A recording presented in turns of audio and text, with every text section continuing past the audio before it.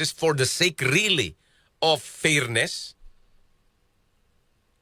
So, 2 points, Prof. Ricky. Yung optics na nandun silang dalawa sa rostrum, I completely agree na that's a very bad look. No? Okay. Hindi maganda, particularly for the Senate President, na nandun silang dalawa at mukha lang siyang transcriber, no, instead of the Senate President. Oo. In fact, mas maganda na nga na bumaba na lang siya pumunta na lang siya sa baba. Yeah. Anyway, Senate President naman siya, Senator Judge din naman siya. Might as well, doon ka na, pumwesto na siya doon sa kasama ng ibang Senator Judges and really just allow Senator Escudero to be the presiding officer. Nandun na siya. Siya na yung presiding officer, right? Right. So optics-wise, I agree. Hindi maganda. Hindi maganda na nandun silang dalawa. Now, as to the point na Chief Justice yung sanang pinili nila, I understand, no? I understand the logic behind it. Na obviously, pwedeng gawin 'yon. No. Pwede nilang piliin yung Chief Justice, no? That's very very clear, but that's provided by the Constitution. No?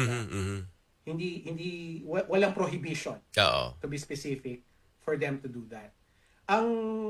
Maybe just a small pushback is dahil nga hindi specifically allowed by the Constitution or prohibited by the Constitution, merong kailangan pumayag yung Chief Justice. Oh. Right? Oh. Kasi this is an option It's in a way parang hindi ito mandated, no? Kasi hindi naman president yung na-impeach. So this is optional on the part of the Chief Justice. So kung halimbawa sabihin nila na sige, we will choose the Chief Justice. What if the Chief Justice says, ayoko? No. Right? Because he can. He can refuse. No, na sabihin niya, I respect the separation of powers. I respect the independence of the Senate. And of course, the independence of the Supreme Court. No, na hiwalay tayo.